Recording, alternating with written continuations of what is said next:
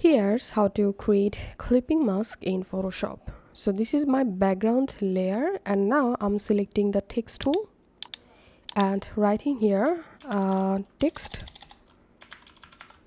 and changing my text color, and let's change text font from here.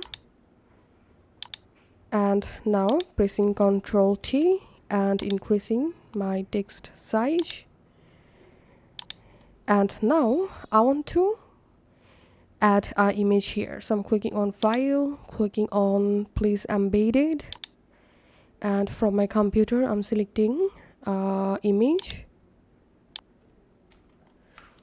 and clicking on OK. Now I'm going to clipping mask this image and this text.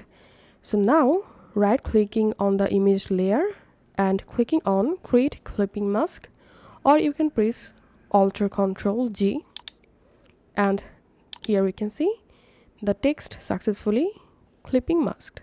Now you can drag and change your image mask position just like so, and that's it.